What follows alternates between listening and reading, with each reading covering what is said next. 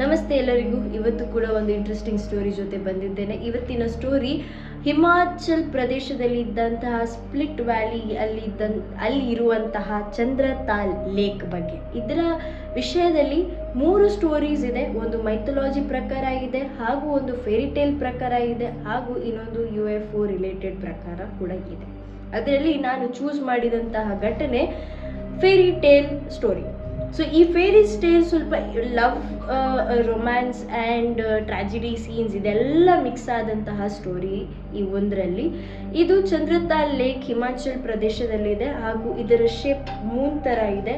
And ಇದು ಒಂದು ಹೋಲಿ water ಅಂತ ಪ್ರೂವ್ ಆಗಿದೆ. ಇದನ್ನು ಹಿಂದೂಸ್ನವರು ತುಂಬ ಪವಿತ್ರವಾದಂತಹ ಲೇಕ್ ಎಂದು ಒಪ್ಪಿಕೊಂಡಿದ್ದಾರೆ. ಹಾಗೂ ಇದು ಈಗ ಹೊಸತು ಸೃಷ್ಟಿಯಾದಂಥದ್ದಲ್ಲ, ಇದು ಪರಂಪರೆಯಿಂದ ಬಂದಂತಹ ಲೇಕಿನ ವಿಷಯ. ಹಾಗೂ ಅಲ್ಲಿಯ ಲೋಕಲ್ಸ್ನ ಬಿಲೀವ್ ಏನಂದರೆ, ಅಲ್ಲಿ ಒಬ್ಬ ಈ ಕೌ ಮತ್ತು ಶೀಪ್ಸ್ ಮತ್ತು ಗೋಟ್ಸ್ ಒಂದು ರೌಂಡ್ಸಿಗೆ ಕರ್ಕೊಂಡು ಹೋಗ್ತಿರುವಾಗ ಅಲ್ಲಿ ಒಂದು ದಿವಸ ಈತ ಆ ಲೇಕ್ ಹತ್ರ ಬರ್ತಾನೆ. ಲೇಕ್ ಹತ್ರ ಬಂದು ಆ ಲೇಕಲ್ಲಿದ್ದಂತಹ ಕಲ್ಲಲ್ಲಿ ಕೂತ್ಕೊಂಡು ತನ್ನ ಫ್ಲೂಟ್ನನ್ನು ಊದಿಸ್ತಾ ಇರ್ತಾನೆ. ಫ್ಲೂಟ್ ಊದುತ್ತಿರುವಾಗ ಆ ಫ್ಲೂಟ್ ಎಷ್ಟು ಮಧುರವಾಗಿತ್ತಂದರೆ ಅಲ್ಲಿ ಇದ್ದಂತಹ ಮರ್ಮೇಡ್ ಅದನ್ನು ಕೇಳಿ ಅವನ ಹತ್ತಿರ ಬರಲು ಟ್ರೈ ಮಾಡ್ತದೆ. ಬಟ್ ಅವತ್ತಿನ ದಿನ ಅನ್ಫಾರ್ಚುನೇಟ್ ಆಗಿ ಮರ್ಮೇಡ್ ಮತ್ತು ಅವನ ನಡುವಲ್ಲಿ ಕಾನ್ವರ್ಸೇಷನ್ ನಡೆಯುವುದಿಲ್ಲ. ಈ ಲೇಕಲ್ಲಿ ರಾತ್ರಿ ಹೊತ್ತಲ್ಲಿ ಬ್ಲೆಸ್ಡ್ ಬೈ ದೇವರು ಅಂತ ಹೇಳ್ತಾರೆ. ಅವರ ಬ್ಲೆಸ್ಸಿಂಗಲ್ಲಿ ಇಲ್ಲಿ ಫೇರೀಸ್ ಇದೆ ಹಾಗೂ ಮರ್ಮೇಡ್ಸ್ ಇದೆ. ದೋಸ್ ಆರ್ ವೆರಿ ಮಿರಾಕಲಸ್ ಅಂತ ಹೇಳ್ತಾರೆ. ಆ್ಯಂಡ್ ಇನ್ನೊಂದೇನೆಂದರೆ, ಇವರ ನಡುವಲ್ಲಿ ಅವತ್ತು ಮಾತುಕತೆ ಆಗುತ್ತಿಲ್ಲ. ಬಟ್ ನೆಕ್ಸ್ಟ್ ಡೇ ತನ್ನ ಕೌ ಶೀಪ್ ಇದರ ಜೊತೆ ಬರುವಾಗ ಅವತ್ತು ಕೂಡ ತನ್ನ ಫ್ಲೂಟನ್ನು ಅಲ್ಲಿ ಊದ್ತಾನೆ. ಊದ್ತಿರುವಾಗ ತನ್ನಷ್ಟಕ್ಕೆ ಮರ್ಮೇಡ್ ಅವನ ಹತ್ರ ಬಂದು ಅವನ ಹತ್ರ ಮಾತುಕತೆ ಮಾಡುತ್ತದೆ. ಅವನು ಕೂಡ ಮರ್ಮೇಡ್ ನೋಡಿ ಮೆಸ್ಮರೈಸ್ ಆಗಿರ್ತಾನೆ. ಅಂದರೆ ಈ ಮರ್ಮೇಡ್ ಎಷ್ಟು ಚಂದ, ಇದರ ರೂಪವೇ ಬೇರೆ. ಅದನ್ನು ಅವನು ಒಂದ್ಸಲಿಗೆ ಅವನಲ್ಲಿ ಅಂದರೆ heal B last by his self, ಅಂದರೆ ಅದನ್ನು ನೋಡಿ ಒಂದ್ಸಲಿಗೆ ಮೆಸ್ಮರೈಸ್ ಆಗಿರ್ತಾನೆ. ಆ ಟೈಮಲ್ಲಿ ಏನಾಗ್ತದೆ ಅಂದರೆ, ಅವರ ನಡುವೆ ಕಾನ್ವರ್ಸೇಷನ್ ನಡೀತದೆ. ಕಾನ್ವರ್ಸೇಷನ್ ಎಷ್ಟು ಕ್ಲೋಸ್ ಆಗ್ತದೆ ಅಂದರೆ, they will be a friends. ಅದಾದ ನಂತರ ಡೈಲಿ ಅದೇ ಹೊತ್ತಿಗೆ ಬಂದು ಅಲ್ಲಿ ಫ್ಲೂಟ್ ಊದ್ತಾ ಇರ್ತಾನೆ. ಮರ್ಮೇಡ್ ಬರ್ತದೆ. ಆ ಫ್ಲೂಟ್ ಸೌಂಡಿಗೆ ಮರ್ಮೇಡ್ ಅವನನ್ನು ಮೀಟ್ ಮಾಡಲಿಕ್ಕೆ ಬರ್ತದೆ. ಆ್ಯಂಡ್ ಅವರು ಎಷ್ಟು ಕ್ಲೋಸ್ ಆಗ್ತಾರೆ ಅಂದರೆ, they will fall in love. Love ಎಷ್ಟು ಡೀಪ್ ಇರ್ತದೆ ಅಂದರೆ, ಆ ಮರ್ಮೇಡ್ ಅವನಿಗೆ ಒಂದು ಮಿರಾಕ್ಯುಲಸ್ ಒಂದು ಪವರ್ ಕೊಡ್ತದೆ. ಏನಂದರೆ, ಅವನಿಗೆ ಅಂಡರ್ ವಾಟರ್ ಕೂಡ ಬದುಕ್ಬೋದು ಆ್ಯಂಡ್ ನಮ್ಮ ಭೂಮಿ ಮೇಲೂ ಬದುಕ್ಬೋದು ಅಂತ. ಆದ ನಂತರ ಇನ್ನೊಂದು ಪ್ರಾಮಿಸ್ ತಗೊಳ್ತದೆ ಮರ್ಮೇಡ್, ಏನಂದರೆ ಆತಳ ವಿಷಯವನ್ನು ಯಾರ ಹತ್ರ ಕೂಡ ಶೇರ್ ಮಾಡಬಾರ್ದು ಅಂತ.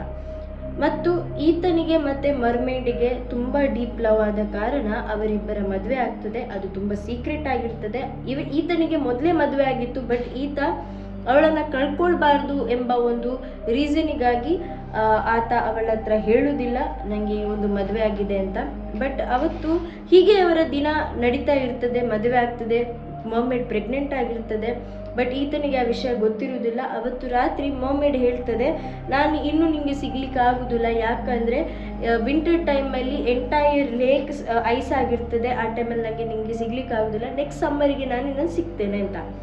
ಅದನ್ನು ಕೇಳಿ ಈತ ಅಲ್ಲಿಂದ ಹೊರಡಿ ಮನೆಗೆ ಹೋದ್ಮೇಲೆ ತನ್ನ ಹೆಂಡತಿ ಜೊತೆ ಜೋರಾಗಿ ಒಂದು ಜಗಳ ಆಗ್ತದೆ. ಆ ಜಗಳದಿಂದ ಈತನ ಬಾಯಿ ತಪ್ಪಿ ಆತನ ವಿಷಯ ಹೊರಗೆ ಬರುತ್ತೆ. ಏನಂದರೆ, ನಿನ್ನಕ್ಕಿಂತ ಒಳ್ಳೆ ಹುಡುಗಿ ನನಗೆ ಸಿಕ್ಕಿದ್ದಾಳೆ ಅಂತ, ಅವಳು ಹೀಗೆ ಅಂತ ಹೇಳ್ತಾಳೆ. ಅವಳು ನನಗೆ ಮಿರಾಕಲ್ಸ್ ಪವರ್ ಕೊಟ್ಟಿದ್ದಾರೆ ಅದೆಲ್ಲ ಹೇಳುವಾಗ ತನ್ನ ಹೆಂಡತಿ ಏನು ಮಾಡ್ತಾಳೆ, ಎಲ್ಲ ವಿಲೇಜರ್ಸ್ಗೆ ಈ ವಿಷಯವನ್ನು ತಿಳಿಸ್ತಾಳೆ.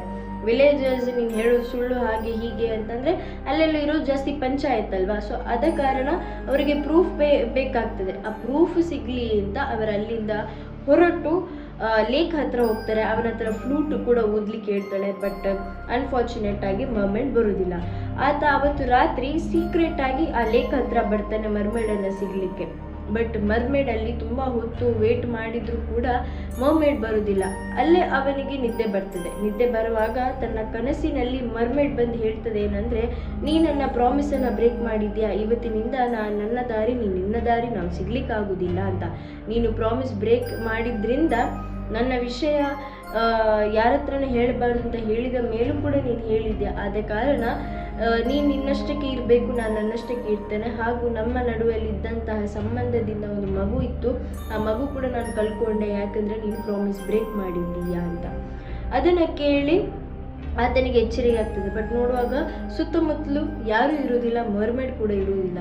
ಬಟ್ ಸ್ಟಿಲ್ ಆತ ಅದನ್ನೊಂದು ನೆನಪಿಟ್ಟು, ಇನ್ನು ನೆಕ್ಸ್ಟ್ ಸಮ್ಮರಿಗೆ ಸಿಗುವ ಅಂತ ಹೇಳಿದನ್ನ ಮಾತನ್ನು ನೆನಪಿಟ್ಟು ಆತ ಅಲ್ಲೇ ಕಾದು ಕೂತ್ಕೊಳ್ತಾನೆ. ಕಾದು ಕೂತ್ಕೊಂಡ ಮೇಲೂ ಕೂಡ ಅವನಿಗೆ ಮರ್ಮೇಡ್ ನೋಡಲಿಕ್ಕೆ ಸಿಗುವುದಿಲ್ಲ. ಆದ ಕಾರಣ ಅವ ಅದೇ ಲೇಕಿಗೆ ಹಾರಿ ಸುಸೈಡ್ ಮಾಡ್ಕೊಳ್ತಾನೆ. ಅವ ಸುಸೈಡ್ ಮಾಡ್ಕೊಳ್ಳುವಾಗ ನಿಮ್ಗೊಂದು ಪ್ರಶ್ನೆ ಹುಟ್ಬೋದು, ಆತ ಹೇಗೆ ಸುಸೈಡ್ ಮಾಡಿದ, ಆತನಿಗೆ ಪವರ್ಸ್ ಇತ್ತಲ್ವಾ ಅಂತ. ಬಟ್ ಆತ ಪ್ರಾಮಿಸ್ ಬ್ರೇಕ್ ಮಾಡಿದ ಕಾರಣ ಆ ಮಿರಾಕಲಸ್ ಪವರ್ ಅವನಿಂದ ದೂರವಾಗಿತ್ತು. It was vanished. ಆದ ಕಾರಣ ಆತ ನೀರಿಗೆ ಹಾರಿ ನೋಡುವಾಗ ಅಲ್ಲೇ ಅವನ ಡೆತ್ ಆಗ್ತದೆ.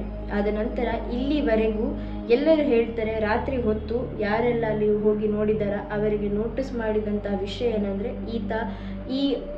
ಈತ ಅಲ್ಲಿ ಕುತ್ಕೊಂಡು ಫ್ರೂಟ್ ಓದುವಂತಹ ಘಟನೆ ನೋಡಲಿಕ್ಕೆ ಸಿಕ್ಕಿದೆ. ಹಾಗೂ ಅಲ್ಲಿ ಕಾದು ಆತ ಮೊಮೆಡನ್ನು ಯಾವ ರೀತಿ ಕರಿತಿದ್ದ ಅದನ್ನೆಲ್ಲ ನೋಡಲಿಕ್ಕೆ ಸಿಕ್ಕಿದೆ ಅಂತ ತುಂಬ ಪುರಾಣ ಕಥೆಗಳಿವೆ. ಹಾಗೂ ಮೈಥಾಲಜಿ ಪ್ರಕಾರ ಚಂದ್ರದೇವರ ಮಗಳಲ್ಲಿದ್ಲು. So variety of mythology stories ಉಂಟು.